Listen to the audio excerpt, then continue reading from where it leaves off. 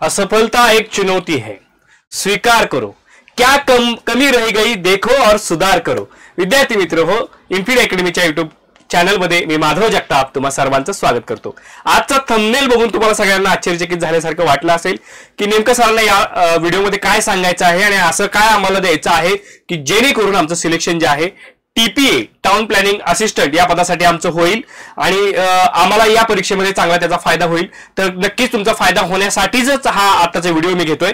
तर मी काय म्हटलं होतं की जर एका मार्काने सिलेक्शन होतं किंवा जातं, होय, ज्यावेळेस रिझल्ट लागतो, ज्यावेळेस अंतिम निवड यादी प्रसिद्ध होते त्यावेळेस असं असतं की बऱ्याच विद्यार्थ्यांचा निकाल हा अतिशय थोड्या मार्कांना गेलेला असतो, अतिशय थोड्या, म्हणजे एखादा विद्यार्थी एखाद्या मार्काने जास्त असतो म्हणून त्याचं सिलेक्शन झालेलं असतं आणि एखादा विद्यार्थी त्याच्यापेक्षा केवळ 1 ते 2 मार्कांनी कमी असतो आणि त्यामुळे त्याचं सिलेक्शन राहिलेलं असतं। आणि हा जो गॅप आहे हा गॅप भरून काढण्यासाठी काही असे वेगळे मिसलेनियस टॉपिक्स असतात, त्या टॉपिक्सला याचं वाचायचं राहून गेलेलं असतं आणि त्याने मात्र ती तयारी केलेली असते। दोघांचाही अभ्यास समसमान पातळीचा असतो, दोघांचीही तयारी त्याच लेवलची असते, फक्त फरक जो राहतो तो अशा काही महत्त्वाच्या मोजक्या टॉपिक्सचा फरक राहतो आणि त्यात मग आपण हे वाचलेलं नसतं किंवा काय अशा पद्धतीनं आपल्याला तो मार्क हातचा जो आहे तो घालवावा लागतो आणि सिलेक्शनला त्याचा अडथळा निर्माण होतो। आता घाबरण्याचं कारण नाही, इन्फिनिटी अकॅडमी आपल्या युट्यूबच्या माध्यमातून तुम्हाला खूप सारा कंटेंट इकडे देत असते। हे सगळे कंटेंटचे व्हिडिओज तुम्ही बघत चला। त्यासोबत इन्फिनिटी अकॅडमीचं आपले जे टेलिग्राम चॅनल आहे त्या टेलिग्राम चॅनलला तुम्ही सगळ्यांनी जॉईन केलेलं असेल। आता चर्चा तर सुरू आहे की टेलिग्रामचं काय होणार की काय काय होतंय काय नाही, तर डिस्क्रिप्शन बॉक्समध्ये तुमच्यासाठी आमच्या व्हॉट्सअप चॅनलची सुद्धा लिंक दिलेली आहे आणि नक्की तुम्ही ते जॉईन करा। तर नेमका आजचा टॉपिक काय आहे, तर मला आपल्या अक्षय सरांनी सुचवलं की सर एक वेगळा टॉपिक त्या टीपीएच्या सिलेबसमध्ये आम्हाला दिसतोय आणि त्या टॉपिकवरती खरं तर विद्यार्थ्यांमध्ये बऱ्याच अंशी संभ्रम आहे की नेमकी याची तयारी कशी करायची, कुठून करायची। म्हणजे ठीक आहे सर, काय हरकत नाही, याच्यावरती आपण युट्यूब घेऊयात आणि वारसा स्थळे म्हणजे हेरिटेज याच्यावरती आताचा आपण हा युट्यूब व्हिडिओ घेतोय आणि नेमकं या हेरिटेज मध्ये तुम्हाला काय प्रश्न येऊ शकतात, कारण मागच्या टीपीएच्या वेळेस सुद्धा हा सिलेबस आपण कव्हर केला होता आणि जे सिलेक्ट झालेले विद्यार्थी आहेत त्या विद्यार्थ्यांना माहिती आहे की याचा फायदा त्यांना कसा झाला आणि तुम्हाला सुद्धा याचा फायदा या व्हिडिओ बघणाऱ्यांना नक्की होणार आहे। त्यासाठी एकच आहे, जर चॅनलला सबस्क्राईब केलं नसेल तर लगेच सबस्क्राईब करून घ्या आणि व्हिडिओला लाईक करा आणि जास्तीत जास्त मित्रांपर्यंत हा व्हिडिओ शेअर जरूर करा, ठीक आहे।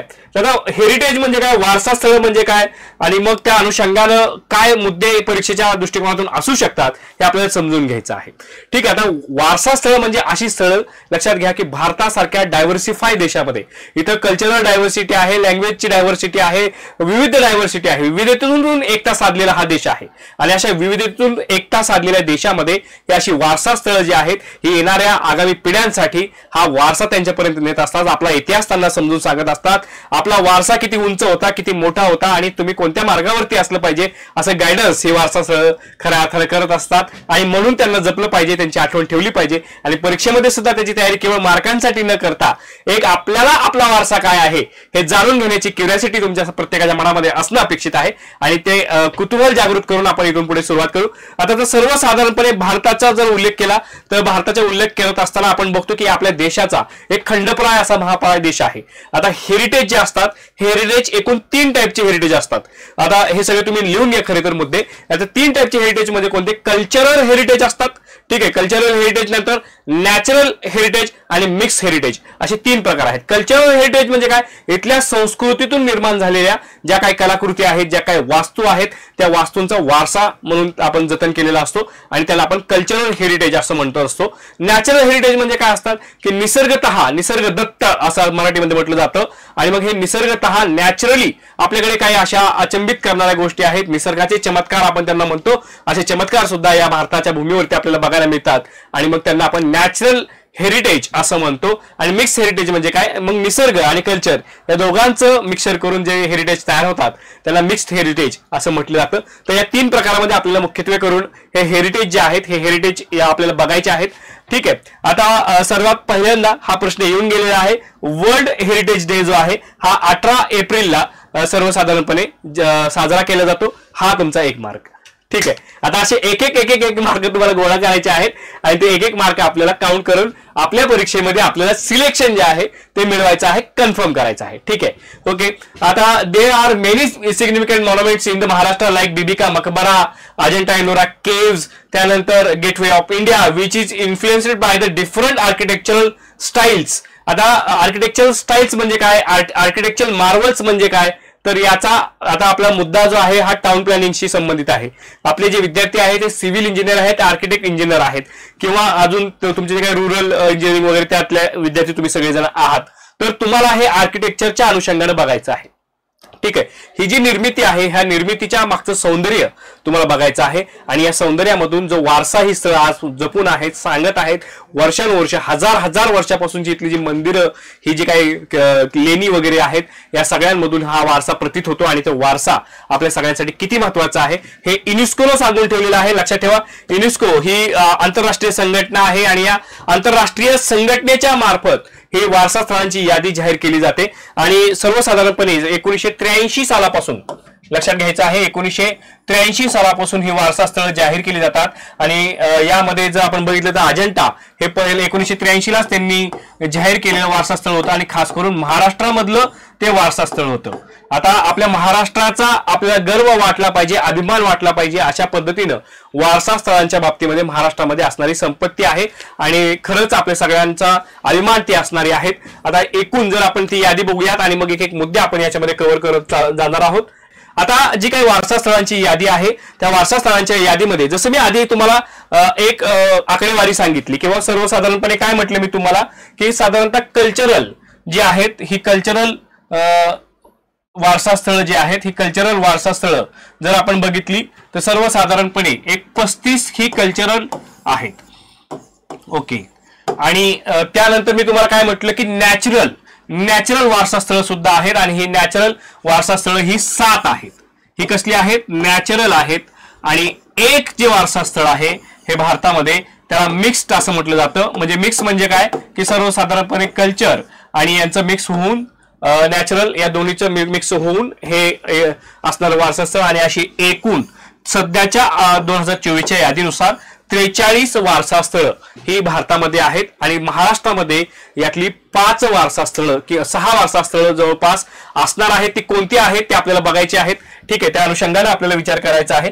ठीक आहे, ते सगळं आपल्याला बघायचंय, थोडे पेशन्स ठेवा.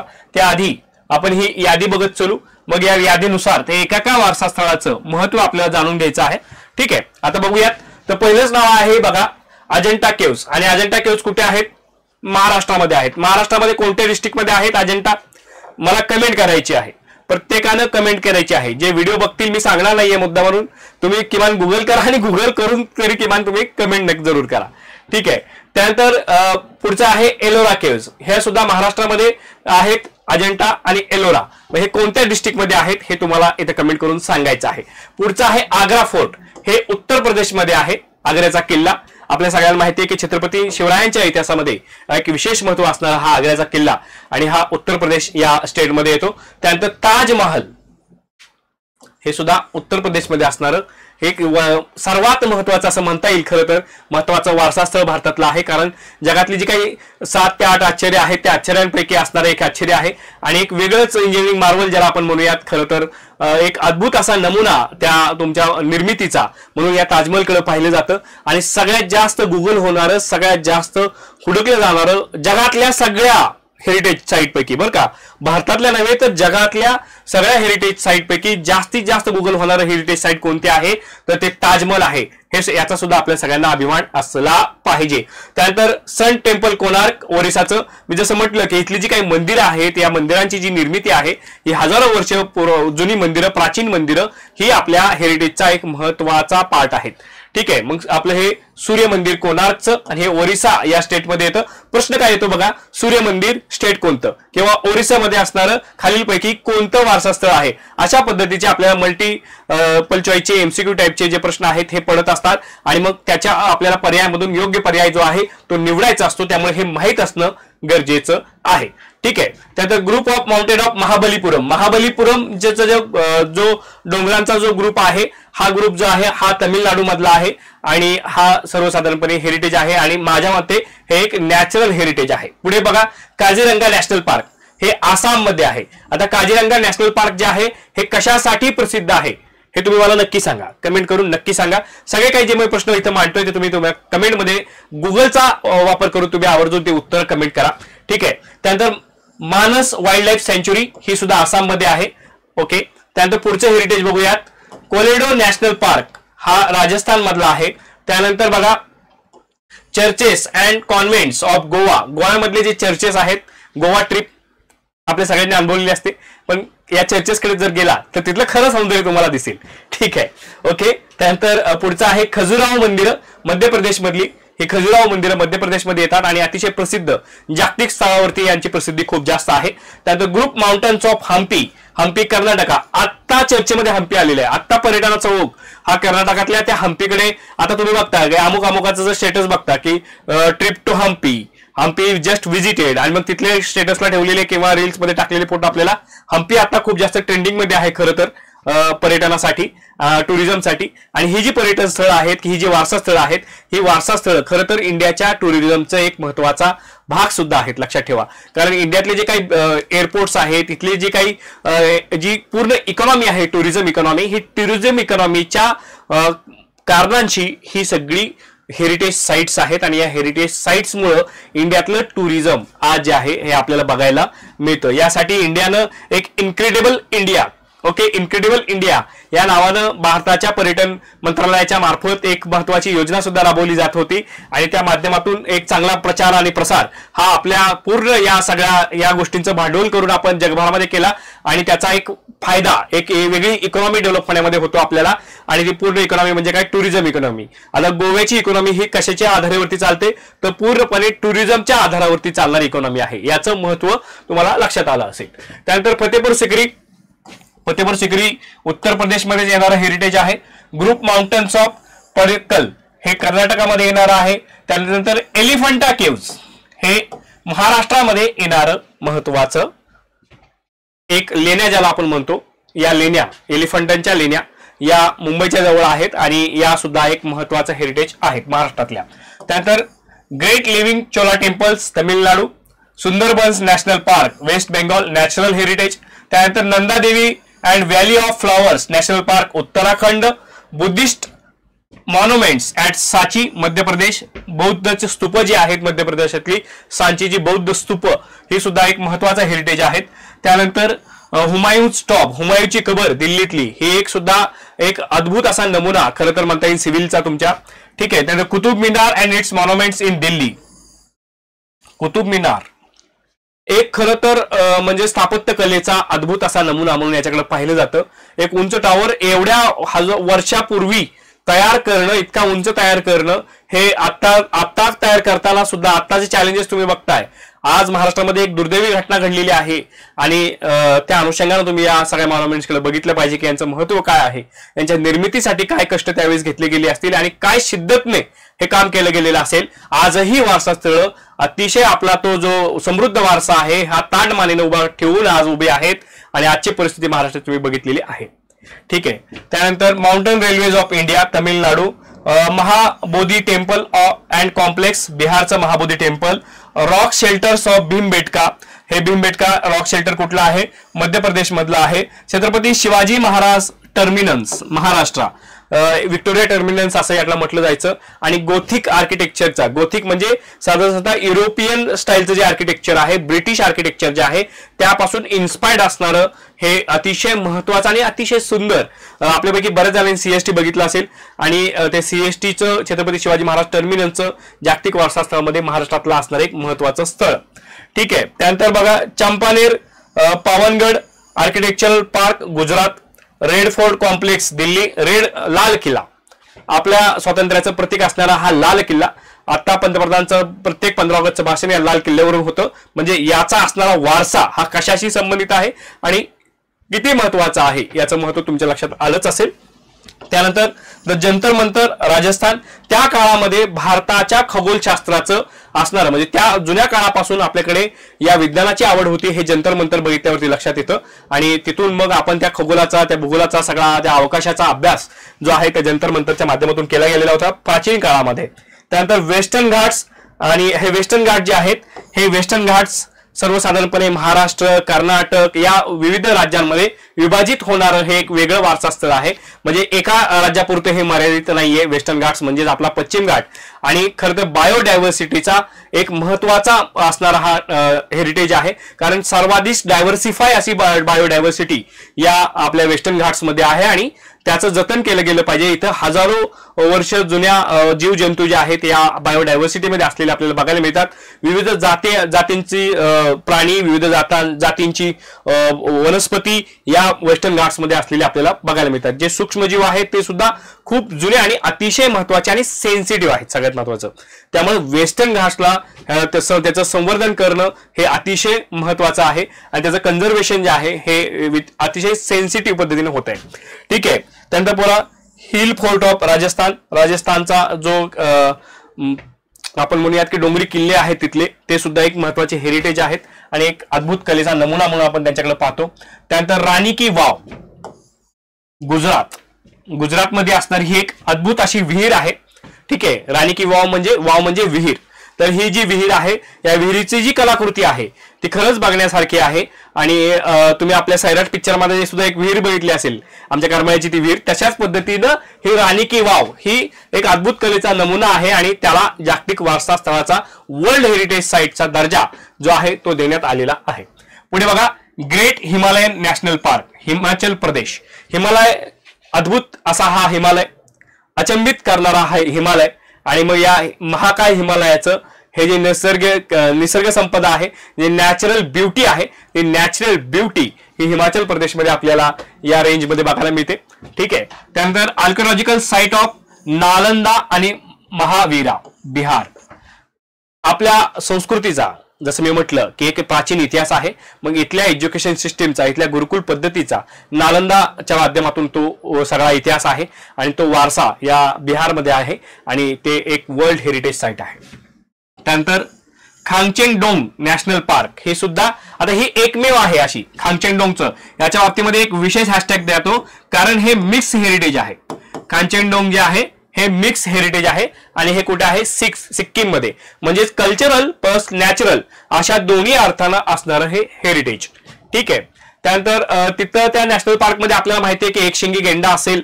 त्यानंतर तिथं असणारे जे काही लँडस्केप आहे, नॅचरल लँडस्केप ज्याला आपण म्हणतो, निसर्गतः तयार झालेलं एक नॅचरल लँडस्केप आणि त्याचं कन्झर्वेशन आणि तिथल्या स्थानिक लोकांची संस्कृती यांचा असणारा हा संगम आहे आणि त्यातून हे मिक्स एकमेव प्रकारचं हेरिटेज आपल्या भारतामध्ये आहे.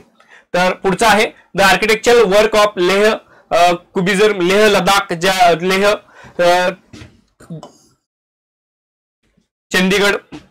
चंदीगड मधलं architectural work of Le Corbusier नावानं जे आहे ते तिकडे आहे. त्यानंतर the historic city of Ahmedabad, पूर्ण अहमदाबाद शहर हे सुद्धा एक पूर्णतः आपल्या वर्ल्ड हेरिटेज मध्ये येतं कारण अहमदाबाद शहर एक प्राचीन शहर आहे आणि मग त्या शहरामध्ये असणारी त्याची जी रचना आहे ती रचना त्या पद्धतीने येते. त्यानंतर the Victorian art deco ensembles of Maharashtra म्हणजेच मुंबईमध्ये जी ब्रिटिश काळामध्ये इमारती उभा राहिल्या, जी गोथिक कल्चर मधल्या ज्या इमारती उभा राहिल्या त्या इमारतींचा असणारा जो समूह आहे त्यांना आपण वर्ल्ड हेरिटेज साईटचा दर्जा हा आता 2018 मध्ये सर्वसाधारणपणे देण्यात 16, 17, 18 मध्ये देण्यात आला आणि तेव्हापासून या इमारतींचं एक वेगळं संवर्धन जे आहे हे केलं जात आहे. आणि पुढे आहे जयपूर, ज्याला आपण काय म्हणतो पिंक सिटी असं म्हणतो. महाराजा सवाई जयसिंह सवाई असं काही त्यांचं नाव आता नेमकं मला आठवत नाहीये. त्यांनी या शहराची स्थापना ही 17व्या शतकामध्ये साधारणतः केली आणि मग 17-18व्या शतकाच्या दरम्यान या शहराची स्थापना झाली आणि अतिशय नियोजन पद्धतीनं हा जो आहे हा शहर जयपूर शहर बनवण्यात आलं आणि तिथला जो पिंक कलरचा खडक आहे त्यातून तयार झाले तिथले किल्ले, तिथल्या इमारती, त्यामुळे या शहराला एक पिंक सिटी म्हणून सुद्धा तिथली ओळख जी आहे ती देण्यात आलेली आहे आणि ऑब्व्हियसली राजस्थान जयपूर. ठीक आहे. आता त्यानंतर आता जे रिसेंटली जे वर्ल्ड हेरिटेज म्हणून जाहीर झालेले आहेत ते सुद्धा आपल्यासाठी महत्वाचे आहेत आणि हेच परीक्षेच्या दृष्टिकोनातून तुम्हाला महत्वाचे ठरतात. तर त्यामध्ये बघा काकतीय रुद्रेश्वरा रामप्पा टेम्पल, कार्तिकीय रुद्रेश्वरा रामप्पा टेम्पल आणि हे आहे तेलंगणामध्ये. 2021 मध्ये याला वर्ल्ड हेरिटेजचा दर्जा देण्यात आलेला आहे. द्रविडियन शैलीमध्ये असणारं हे टेम्पल आहे. द्रविडियन शैली एक आपली स्वतःची वेगळी ओळख सांगणारी द्रविडियन शैली आहे. महाराष्ट्रामध्ये सुद्धा या द्रविडियन पद्धतीची विविध मंदिरं आपल्याला बघायला मिळतात. त्यानंतर बघा धोलावीरा आणि हरप्पा सिटी 2021 गुजरातमध्ये हे धोलावीरा. या धोलावीरामध्ये प्राचीन काळामध्ये जी नागरी संस्कृती आपल्याकडे भारतामध्ये होती त्या नागरी संस्कृतीचा एक असा उत्तुंग असा वारसा सांगणारं हे स्थळ आहे। त्यानंतर बघा सेक्रेड असेंबल्स ऑफ द होयसाळची असणारी ही जी काही महत्वाची स्थानं आहेत ती कर्नाटकातली ती सुद्धा आता जागतिक वारसा स्थळामध्ये येत आहेत। त्यानंतर the mount burial system of the Ahom dynasty जी आहे आसाम मधली त्या अहोम राज्याचं जे काही आता तिथं वारसा म्हणून जे काही संस्कृती जपली जाते त्याला सुद्धा 2024 मध्ये या अहोम राज्याच्या डायनेस्टीला पूर्ण एक वारसा स्थळाचा जागतिक वारसा स्थळाचा वर्ल्ड हेरिटेजचा दर्जा हा देण्यात आलेला आहे अहोमच्या। ठीक आहे, हे तुमच्या परीक्षेसाठी महत्वाचं आहे, लेटेस्ट डिक्लेअर झालेलं आहे। ठीक आहे, आता आपली परीक्षा ही महाराष्ट्रासाठी आहे आणि म्हणून मग महाराष्ट्रामध्ये सर्वसाधारणपणे आपण जर बघितलं तर जी वारसास्थळ आहेत ते एकूण किती आहेत हे सुद्धा आपल्याला बघायचं आहे आणि ते कोणते कोणते आहेत त्यांचे जिल्हे कोणते हे आपल्याला अभ्यासायचं आहे। आता नॅचरल हेरिटेज साईट मी जसं म्हटलं होतं की 3 प्रकार आपण हेरिटेज साईटचे करतो। मग नॅचरल मध्ये बघा सुंदरबन जे आहे, सुंदरबन म्हणजे काय की सर्वसाधारणपणे पश्चिम बंगालच्या त्या एरियामध्ये गंगा नदीचा जो संगम या बंगालच्या उपसागराला होतो, गंगा नदी जिथे ज्या बंगालच्या उपसागराला जाऊन मिळते त्यावेळेस ते भेटत असताना वेगवेगळ्या तिच्या शाखा तयार होतात आणि तिथं एक सर्वसाधारणपणे एक दलदलयुक्त असं रामसर स्थळ तयार झालेलं आहे। मँग्रोव्ह वनांचं तिथं असणारं प्रमाण आणि त्यातून एक वेगळी डायव्हर्सिटी निर्माण झालेली आहे, बायोडायव्हर्सिटी निर्माण झालेली आहे। द बेंगॉलचा जो ग्रेट बेंगॉल टायगर आहे हा सुद्धा या सुंदरबन मध्ये आढळतो आणि ही नॅचरल हेरिटेज साईट म्हणून 1987 ला जाहीर करण्यात आलेली आहे, कोणामार्फत? युनेस्को मार्फत। त्यानंतर बघा वेस्टर्न घाट्स, आता मी जसा उल्लेख केला की केरळ, तामिळनाडू, कर्नाटका, त्यानंतर तुमचं गोवा, महाराष्ट्र आणि गुजरात या स्टेटमध्ये सगळ्यामध्ये मिळून हा पश्चिम घाट 2012 मध्ये याला वर्ल्ड हेरिटेज साईटचा दर्जा जो आहे देण्यात आला। कारण का की सगळ्यात जास्त बायोडायव्हर्सिटी ही जी आहे ती वेस्टर्न घाटमध्ये सर्वात जुनी आणि सगळ्यात जास्त आढळते। त्यानंतर Nanda Devi and valley of the flowers of national park 1988 मध्ये उत्तराखंड मध्ये, ओके, उत्तराखंड मध्ये नंदा देवीचे जे काही तिथली जी डोंगर आहेत त्या सगळ्यांना वर्ल्ड हेरिटेज साईटचा दर्जा देण्यात आलेला आहे। त्यानंतर मानस वाईल्ड लाईफ सँच्युरी जी आहे 1985 मध्ये आसाम मधली, the great Himalayan national park Himachal Pradesh मधलं 2014 मध्ये, त्यानंतर कोलेराडो नॅशनल पार्क राजस्थान मधलं, काझीरंगा नॅशनल पार्क आसाम मधलं, ह्या सगळ्या नॅचरल साईट। आणि जे मगाशी म्हणलं होतं खांगचेंडोंगा हे जे आहे सिक्कीम मधलं mix heritage, natural plus cultural या दोघांचा संगम असणारं हे आगळं वेगळं वर्ल्ड हेरिटेज। ठीक आहे, ही यादी आपल्याला पाठ करायची आहे। ज्या विद्यार्थ्यांना हा टीपीए या एक्झाम साठी क्रॅश कोर्स करायचा आहे त्या सगळ्यांसाठी इन्फिनिटी अकॅडमीच्या माध्यमातून एक क्रॅश कोर्स आपण घेऊन आलो आहे, ज्याची फीज केवळ 4999 आहे, ज्यामध्ये महाराष्ट्रातील वन ऑफ द बेस्ट फॅकल्टीच्या माध्यमातून तुम्हाला इथं कोचिंग केलं जाईल। आणि ही जी बॅच आहे हे तिथले क्यूआर दिसतोय तुम्हाला, हा क्यूआर स्कॅन केला किंवा 788 781 1411 या नंबरला लगेच संपर्क करा आणि बॅच ला तुम्ही एकदा चौकशी तरी करा। या बॅचचा तुम्हाला नक्की बेनिफिट होईल, कारण ही बॅच जी आहे हे अतिशय महत्त्वाची ऑनलाईन लाईव्ह प्लस रेकॉर्डेड स्वरूपामध्ये ही बॅच तुम्हाला अवेलेबल आहे।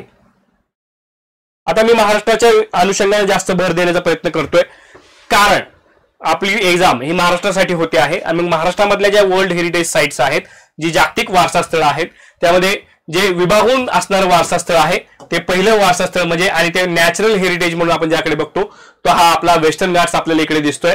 ओके, त्यानंतर सर्वसाधारणपणे आपल्याला आता रिसेंट जाहीर झालेला जे आहे ते मुंबईचे ज्या इमारती आहेत ज्या गॉथिक कल्चर मधल्या आहेत, ओके, त्या सगळ्या या इमारती या जागतिक वारसा स्थळाच्या यादीमध्ये येतात। त्यामध्ये मुंबई महानगरपालिकेची इमारत असेल, मुंबई हायकोर्टची इमारत असेल, नरिमन पॉइंटच्या नेकलेस पॉइंटला असणाऱ्या इमारती असतील, या सगळ्या इमारती आता एक हेरिटेज साईटचा दर्जा त्यांना मिळालेला आहे। त्यानंतर आपल्या सगळ्यांना माहिती आहे की अजंठाची जी लेणी आहे त्या अजंठा लेणी, त्यानंतर आपली जी एलोराची रॉक कट असणारं हे मंदिर, एका रॉक मध्ये तयार झालेला अद्भुत असा कलेचा नमुना असणारं हे मंदिर, हे सुद्धा वर्ल्ड हेरिटेज साईट। आणि लक्षात ठेवा की जगभरातून पर्यटनासाठी महाराष्ट्रामध्ये सर्वाधिक पर्यटक हे या 2 ठिकाणांना व्हिजिट करत असतात वर्ल्ड हेरिटेज साईट मध्ये। त्यानंतर मुंबईचं व्हिक्टोरिया टर्मिनस आणि आताचं आपलं त्याचं नाव छत्रपती शिवाजी महाराज टर्मिनस, ओके, हे जे CST आहे, CSMT, या CSMT लाच जागतिक वारसा स्थळाचा दर्जा आहे, कारण हा सुद्धा वास्तुकलेचा एक असा अद्भुत असा नमुना आहे. ठीक आहे. आणि मग आपल्या एलिफंटा केव्ह ज्या आहेत, या एलिफंटाची जी लेणी आहेत, या एलिफंटाची लेणी या सुद्धा एका म्हणजे तुम्हाला दगडामध्ये कोरलेली गेलेली ही लेणी आहेत. अशा पद्धतीनं एकूणामध्ये जर तुम्ही बघितलं तर 1 2 3 4 हे 5 आणि एक विभागून असणारं 6 असे 6 वर्ल्ड हेरिटेज साईट ही महाराष्ट्रामध्ये आढळतात. आणि सगळ्यात महत्वाचं, भारतामध्ये सर्वाधिक जास्त वर्ल्ड हेरिटेज साईट कोणत्या स्टेटमध्ये आहेत असा जर क्वेश्चन विचारला गेला तर त्याचं उत्तर तुम्हाला द्यायचं आहे महाराष्ट्र. ठीक आहे. आपल्या सर्वांसाठी अभिमान आणि गर्वाची बाब आहे ही खरं तर. ठीक आहे.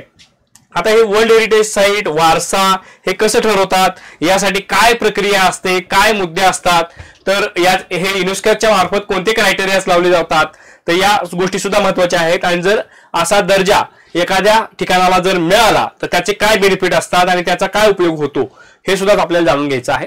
लक्षात घ्या की हे जे क्रायटेरिया आहेत हे जास्त आपल्या परीक्षेसाठी महत्वाचे नाहीयेत, पण तुम्हाला एक एक्स्ट्राची माहिती असावी म्हणून हे क्रायटेरिया प्रश्नांच्या स्वरूपामध्ये इथे दिलेले आहेत. How many total of numbers of places including the list of world heritage sites in India presently. मग ही सगळी जी काही तुमची 43 वर्ल्ड हेरिटेज साइटची यादी आहे, मग ही कशा पद्धतीने बनलेली आहे. अशा पद्धतीनं हे सगळे मुद्दे जे आहेत, वर्ल्ड हेरिटेज साइटचा दर्जा मिळाल्यानंतर एखाद्या स्थळाला तर जागतिक पातळीवरून त्याच्या कन्झर्वेशनसाठी, त्याच्या संवर्धनासाठी प्रयत्न केले जातात. ठीक आहे. मग त्यामध्ये वेगवेगळ्या प्रकारची फंडिंग तिकडून प्राप्त होते आणि ती वारसा स्थळ जतन करण्यासाठी त्याचा उपयोग होत असतो. आणि जगाचं लक्ष त्या जागतिक वारसा स्थळांकडे वेधलं जातं आणि त्यातून परत एकदा आपल्या सगळ्या टुरिझम जे महत्वाचा मुद्दा आहे त्याला सुद्धा चालना मिळते आणि जगभरातून पर्यटक जे आहेत तिकडे येत असतात. हे सगळे क्वेश्चनच्या माध्यमातून how many total number of sites are included in the list of the world heritage sites in the Maharashtra presently. How are the places nominated and selected to be the contender of the World Heritage Sites. Can the forts of Maharashtra be included in the list of the World Heritage Sites in India in the near future? आता खरं तर छत्रपती शिवरायांची ही जी किल्ले ज्या आहेत हा खरं तर आपल्या संस्कृतीचा, आपल्या शौर्याचा वारसा सांगणारी स्थळ आहेत. आणि हे जे किल्ले आहेत, मग हे सगळे किल्ले सुद्धा एक जागतिक वारसा स्थळाच्या यादीमध्ये लवकर यावेत अशा आपण सगळ्यांनी रिक्वेस्ट करूयात आणि प्रार्थना करूयात की हे लवकर जाहीर व्हावे. कारण हे किल्ले जे आहेत हा आपल्या सगळ्यांच्या, आपल्या अभिमानाचा, आपल्या अस्तित्वाचा हा वारसा आहे, लक्षात ठेवा. ठीक आहे. त्यानंतर why are the site selected to be named at the world as the world heritage and what criteria does it involve. मग हा काय जो क्रायटेरिया असतो, हा क्रायटेरिया बघा काय असतो. ई site has different category to deal with such religious, historical, cultural etcetera. Religious, historical आणि अशा पद्धतीचा जो वारसा आहे, संस्कृतीचा कल्चरल वारसा आहे, ते सांगत असतात. The site must have high significance and must also be endangered or suffering to be the beneficiary of the backing. ठीक आहे. यातल्या बऱ्याचशा साईट या एंडेंजर्ड म्हणजे काय की धोक्यामध्ये आलेल्या आहेत. माणसांचं अतिक्रमण किंवा निसर्गाचा अतिपात होऊन काही गोष्टी यातल्या धोक्यामध्ये येऊ शकतात आणि मग त्यासाठी संवर्धनाची प्रक्रिया होण्यासाठी त्यांना वर्ल्ड हेरिटेज साईटचा दर्जा मिळणं गरजेचं असतं. ठीक आहे. Who decided the final vote if the site has to be included in the list of the UNESCO world heritage site. युनेस्कोच्या वर्ल्ड हेरिटेज साइट मध्ये कोण अथॉरिटी आहे? The final decision is taken by the reviewing committee and the council at the UNESCO for the given task. No other external interference shall be play any significant role in the due process of selection. या सिलेक्शनच्या प्रोसेसमध्ये अतिशय पारदर्शक पद्धतीनं ही selection process पार पाडली जाते आणि ते क्रायटेरिया फुलफिल झाले तर आणि तरच त्या स्थळाला वर्ल्ड हेरिटेज साइटचा दर्जा जो आहे तो मिळत असतो. ठीक आहे विद्यार्थी मित्रांनो, ही सगळी प्रोसेस ही हेरिटेज या सगळ्या गोष्टीचा तुम्हाला आवाका आलाच असेल अशा अपेक्षा आहे. जसं मी मगाशी म्हटलं की टेलिग्रामचं काय आता काय होते आणि काय नाही, हे असे महत्वाच्या ज्या काही कंटेंट आहे हा महत्वाचा कंटेंट तुमच्यापर्यंत पोहोचण्यासाठी तुम्ही लगेचच आपल्या NPT MPC सिव्हिल या फ्री व्हॉट्सअप चॅनलला जॉईन करायचा आहे. हा QR तुम्ही स्कॅन करू शकता किंवा 9699897070 788 781 1411 या नंबरला कॉल करा, मिस कॉल द्या आणि तुम्हाला ते नक्की तिथे जॉईन करतील. डिस्क्रिप्शन बॉक्समध्ये या चॅनलची लिंक सुद्धा दिलेली आहे, तिकडे जाऊन सुद्धा तुम्ही या चॅनलला जॉईन करायचं आहे. ठीक आहे. तर विद्यार्थी मित्रांनो, जो काही मोटो आपला या वर्ल्ड हेरिटेज साईटच्या संदर्भामध्ये होता की जो काही आपला हातचा 1 मार्क आहे, हा हातचा 1 मार्क नक्की तुम्हाला मिळावा. व्हिडिओच्या माध्यमातून एक पुरेपूर कंटेंट देण्याचा प्रयत्न मी केलेला आहे. माहिती आहे मला की हा परिपूर्ण होऊ शकत नाही, कारण खूप डायव्हर्सिफाय असा हा कंटेंट या टॉपिकमध्ये आहे आणि प्रत्येक वास्तस्थळाचा एक वेगळा इतिहास आहे, एक वेगळी माहिती आहे. आपल्याला या टीपी एक्झामची नीड ऑफ द एक्झामिनेशन हे सुद्धा लक्षात घेतली पाहिजे. जर लेक्चर करायचं झालं तर अख्खा दिवस पूर्ण नाही, इतकं मोठं लेक्चर होऊ शकतं. त्यामुळे कंपाईल करायचा प्रयत्न केलेला आहे. काही यामध्ये सुधारणा असतील तर नक्की सुचवा, आपण नेक्स्ट व्हिडिओमध्ये त्या कळू. आणि तुम्हाला अजून काही माहिती हवी असेल तर कमेंटमध्ये नक्की सांगा. Wish you all the best. Thank you.